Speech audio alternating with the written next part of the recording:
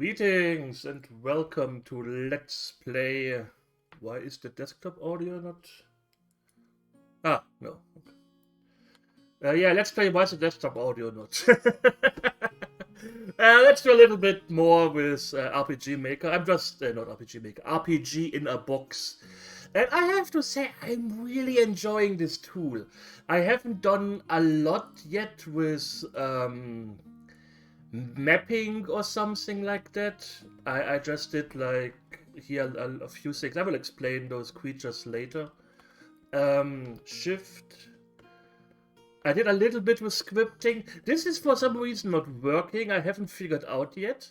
Usually when you open the door, it should change the paths. The paths, as you can see here, you have the green connections, which is walk and interact. You can only walk. I don't know why you would necessarily need a distinction, but maybe later if I go more interact only. So if I stand here and look to the left, I can only interact. So I can't just walk into the barrel here. And pending. I don't know what this does yet. I haven't sunken too much time into actually finishing this first project yet, because I'm still at work and I kinda need a fresh mind for that. I need to sit down, not think about work, have a few days where I can recuperate and be happy. And you can also, I already started doing a second video for this series, but because of Windows 10, which constantly removes access to my microphone, and I was playing, and when I click on click play, my microphone is gone. Then I paused it, made it work again, and then I forgot to unpause. But I thought I clicked on unpause, but then I kept on talking and nothing happened, and then I was sad. So yeah, I learned a few new things. One of this is using the noise generator tool, which is quite useful. I said in the beginning, and I still stand by it, when you are working, especially in the beginning, with pixel art, and I use pixel art and voxel art interchangeably. For me, it's kinda the same bish thing, just the one is 3D, the other is 2D. The main benefit of voxel art, it's like playing Lego. You know, you sit down, you slowly create something. You don't have to think from the beginning how should the proportions be, where does the light fall, because I don't have to care about light. That's one of the main things that fucked me over. And like I said in the beginning, if you work with pixel art and voxel art, use as few colors as possible to make a nice fitting world. The noise generator, on the other hand, doesn't work like that, but since you are not the one using it, I think it's okay. So with the noise generator, you click here, you choose a base color. Let's say if I want lava, I would go for more orange. And then I say generate. And then he generates. Okay, that looks more like mud, but that's okay. And then you can click a few times until it looks nice here. You don't want it to look like this, where the side especially is very different in color, so you see exactly where the tile is. I don't exactly know what these things do. I haven't figured this out. I haven't played too much around with it yet. I just wanted to show that it's possible. So I created a gray noise, used from the forest grass that I made here. I took this, put this layer over this, deleted a few things, and now it looks like there's a grass going on here, and I kind of like it. I think that looks quite nice. Since it's not something where I want to spend too much time in, it's like making the groundwork, or how do I do the sea here or so, you know. As long as it looks quite nice, it's fine. I'm more interested in the actual 3D objects here. I also figured out that you can see it here quite nicely. If you look at this barrel, you can't see through it, but there is it's called marching cubes, and I said that the blue stuff here, the blue boxes should be marching cubes. Oh no, wait, sorry, should be transparent. Marching cubes is something different. Forget about marching cubes. Transparency. So we have a little bit of transparency. You can now look into the barrel. You see the bottom, and there's nice clear water in there. I love this. It looks so good. Yeah, that's the marching cube. So you see this bed, and I was doing this. I was like, yeah, okay, it looks like a bed. You can see the pillow here and the blanket. I wish you could make the pillow round, but it's voxels. Then I figured out you can actually do this. You set the pillow as a group to say, okay, this is a group of pixels, and please show them as marching cubes. And if these marching cubes, if this wouldn't be a group here, the pillow would kind of melt with the mattress.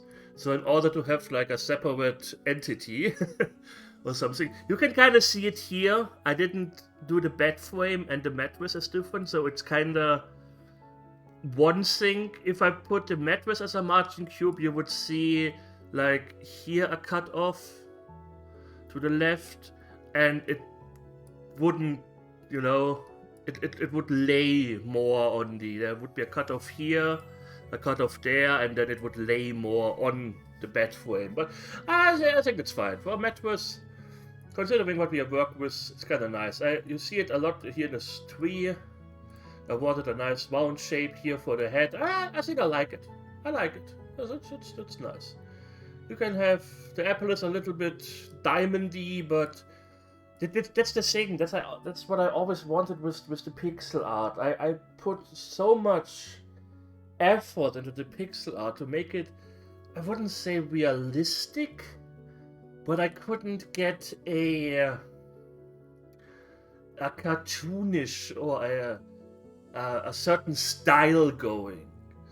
But here with the voxel art, since I'm kind of forced to do this, since you can't, that's one thing with the tool, you are set to your boundaries, so I can't change the height and I can't change the width and the depth of this.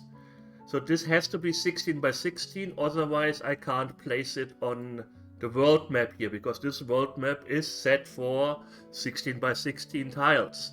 I can make it a little bit larger, as you can see. I can increase the height to 48, so I can put something really tall in here. Well, I'm still kind of set here in the things, and it's nice. It like I said, it keeps you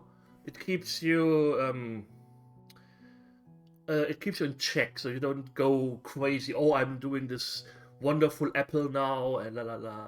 I don't know. I like it. Here I did an undead camel. This was one of the things I thought about. I have a list here. I sat down. Wait, let me save this list and show you channel stuff. Enemies. I mean, sometimes I have a creative phase. Let me 1 second. Desktop, channel stuff, enemies. There we go. So that was something I just wrote down in a Google Doc. I was like, what do you need for an RPG to get going? We need some vermin, of course. We need some undead, maybe for some caves, ice, desert, stuff like that, you know? And then I did like, what were different tiers of enemies? That doesn't necessarily mean that we will only see on a map only skeletons, zombies, ghouls, vampires, and liches. You can, of course, mix and match them where it makes sense. But this was just to put my ideas to paper. And as you can see, I did the colors. Ignore these colors. I had most of them already as pixel art, but I can't find the file anymore. I have no idea, absolutely no idea where that file went. But doesn't matter. So as you can see, Witch Tower, where is it? Mage Tower. Mage Tower has the enchanted hat, and I made an enchanted hat. He looks a little bit angry. But just write down stuff. And this took me, how long did it take me? Let it be 10 minutes, 15 minutes. Of course, there's no animation and stuff like that. I don't know how far into animation I will go, but that's also the great thing about this. I could create a few, you don't see it, but there's a list of animations. So I could create animations without actually having animation in there, not changing anything in between the frames, and I can add it later. I don't have to do this now. I don't have to think, oh, how will I handle? No. I can put in an idle animation, just have to change a few code styles. I like that.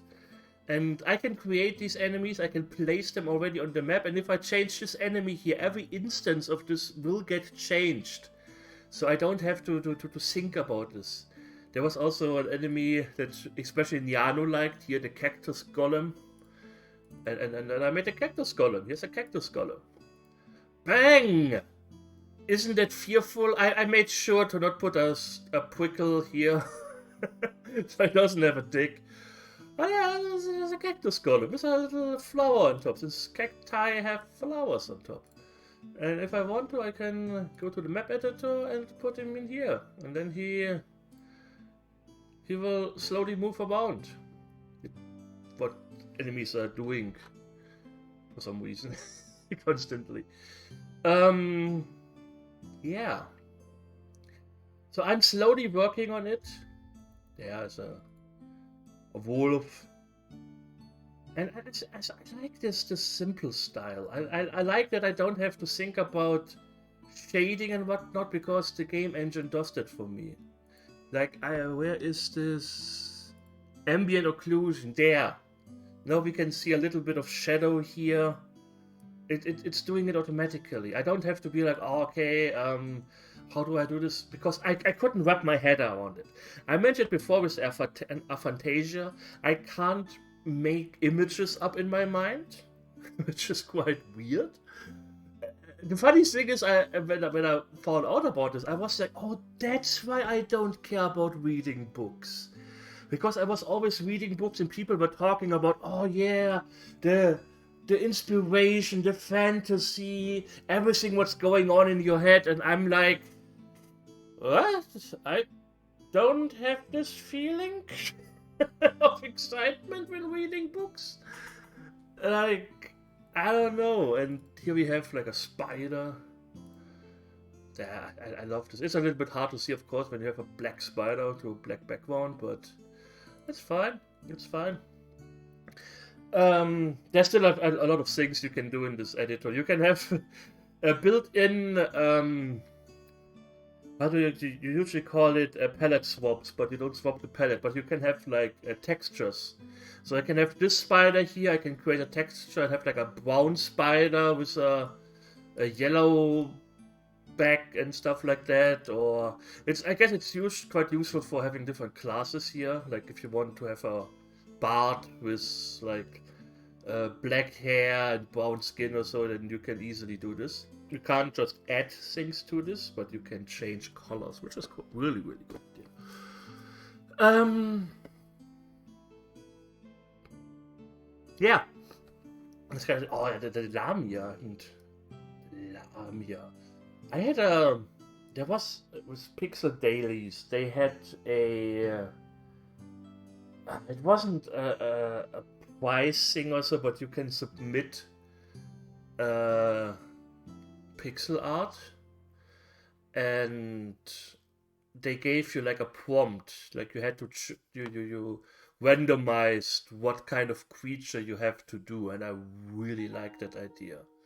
So it was like order or chaos, what race, depending on, of course, order and chaos, there were different races.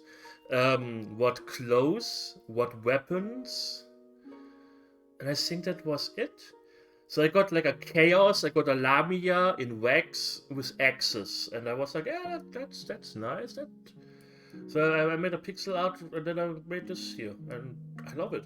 I love it. Just I can totally imagine playing a game with characters like that. So I'm hyped. I'm hyped. I will. Friday is my last work day for this year, and I hope that I will be able to produce a little bit more. One thing I have to do first is figure out how to do this stupid door script, which doesn't want to work. I can open the door. I have an animation for the door, so that works. So I can just open the door, bang, the door is open. But when I play the animation, it doesn't change the walk path here. So I can't walk through the door after I change the path. There's a tutorial on the website, but it doesn't work. At least for me. Maybe I'm doing something wrong. I'm pretty sure I do something wrong. I checked the game that came with the kinda not the game but the explanation thing, and they do the same or similar stuff, and I'm like, okay, let me. Yeah, I didn't change anything important. I didn't want to close the whole project. 1 second. It is recording again. Okay, wonderful. Let's open up. You don't see anything here? No, let's open up Sandbox. And this is the game, quotation mark, that they showed you. So let's open up the overworld. So that's a character I added. You can see you can have ladders.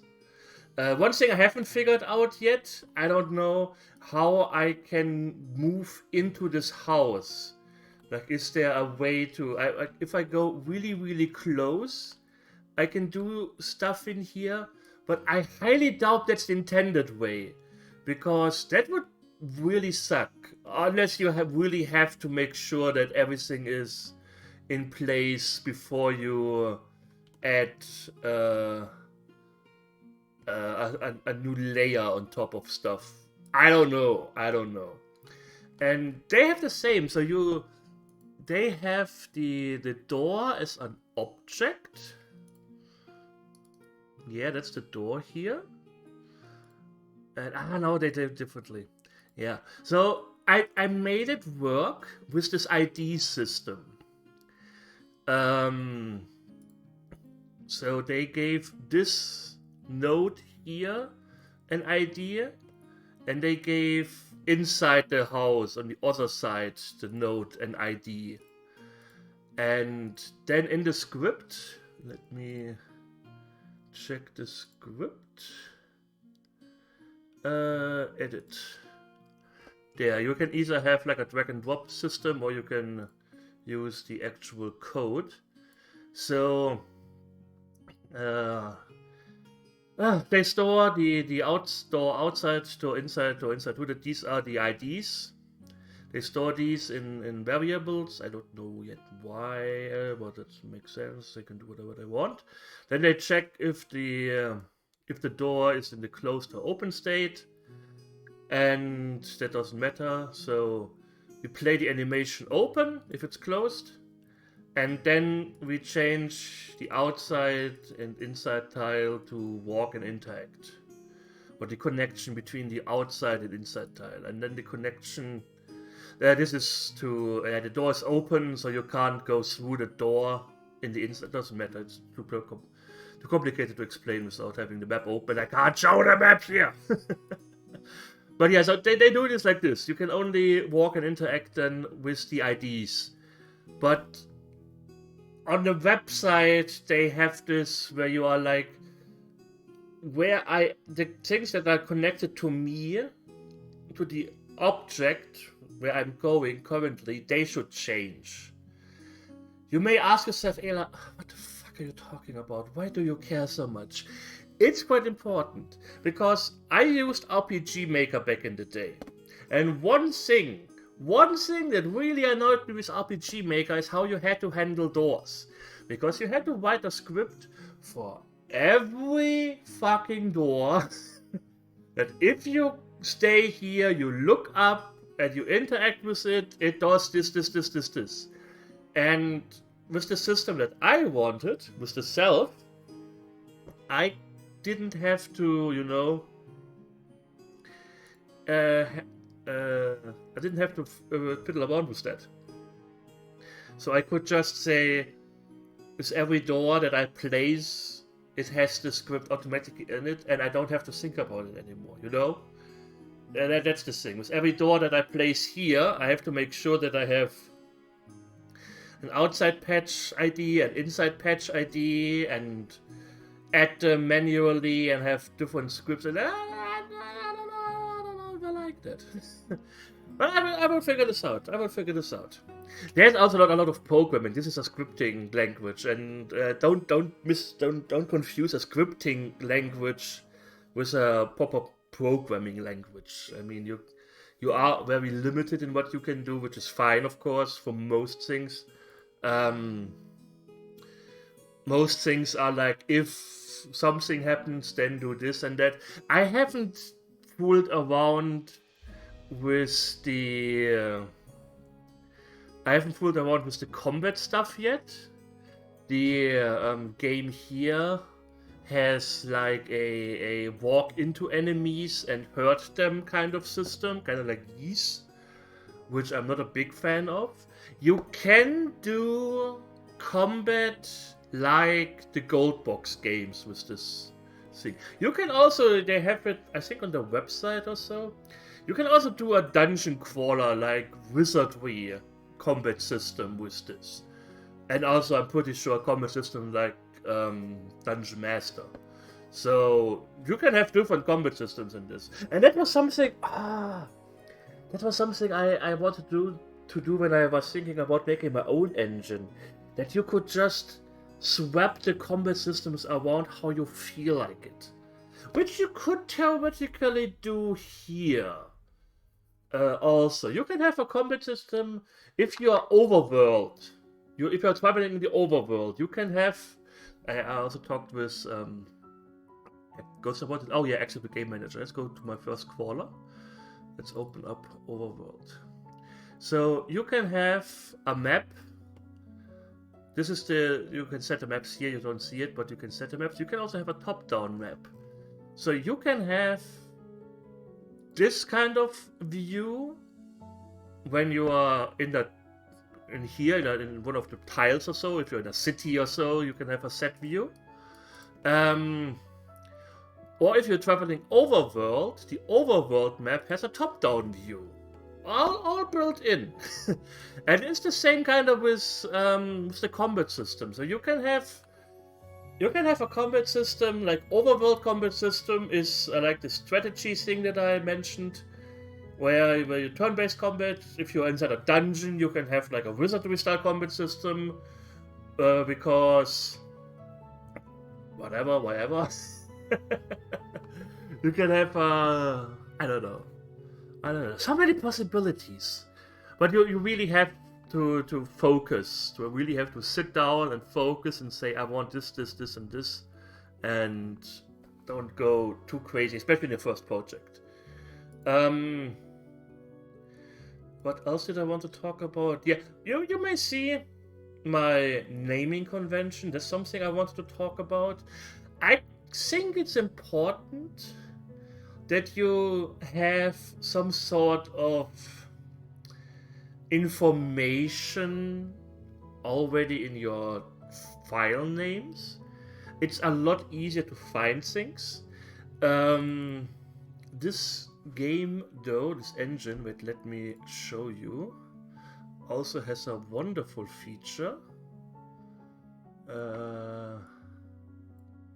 has a wonderful feature, which you can see here.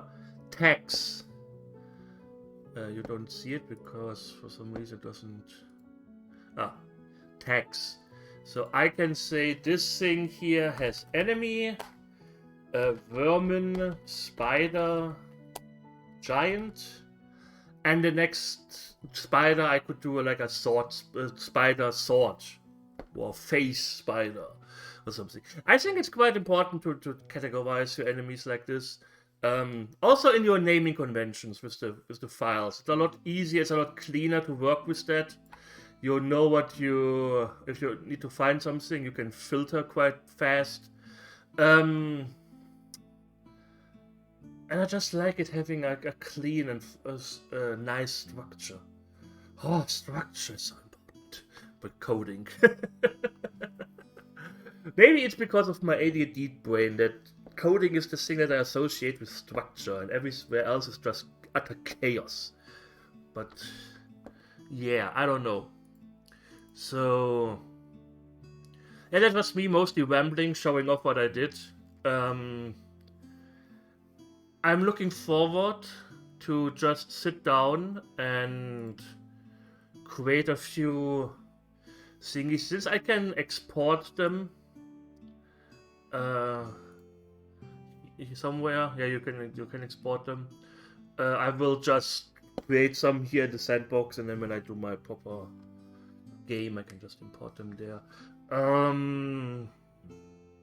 I was also thinking about how I want to handle bigger sprites, like a dragon, for example. I think a dragon would be like let's say we have a combat style with a dragon. I would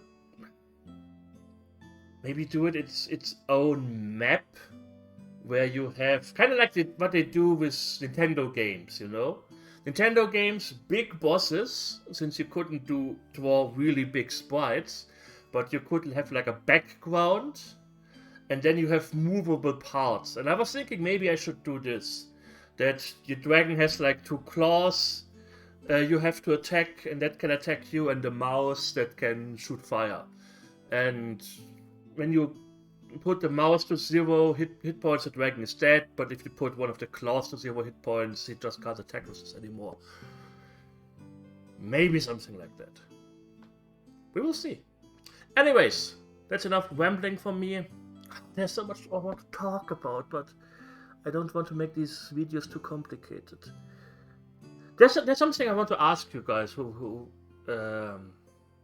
watch this. What do you think about crafting systems? Because I personally am not a big fan of most implementations of crafting systems in RPGs. The funny thing is, I love games like The Forest, or Terraria, or Medieval Dynasty or something like that, where you are collecting resources and build something. But you are not building the ultimate sword of destruction or something like that, you know?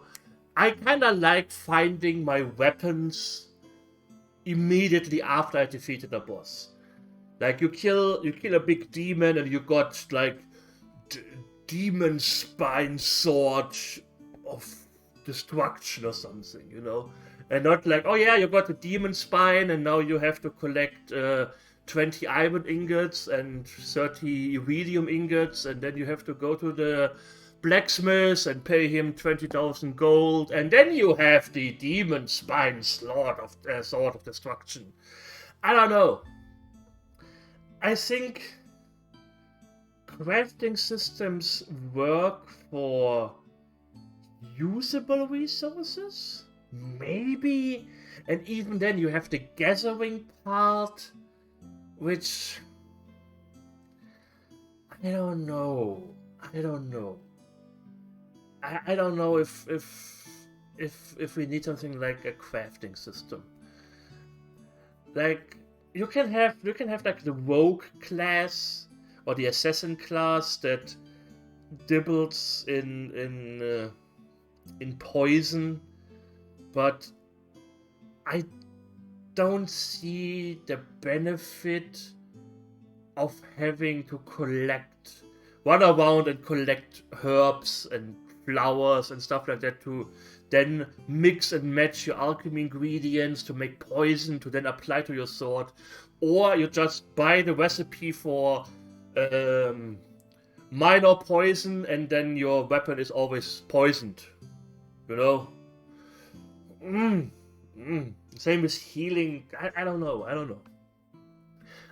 If you have a system, a game, where you think this has a really satisfying crafting system, which is also an RPG, so I'm not talking about the forest, where you build a house, mainly, or some survival games, I'm talking about RPGs, where you think, yeah, that's fun, that you can craft items, like as a side upgrade, maybe. I don't know. Anyways, I talked enough. I thank you all for watching, I hope you enjoyed it, and we will see each other soon. So take care and hit the like button.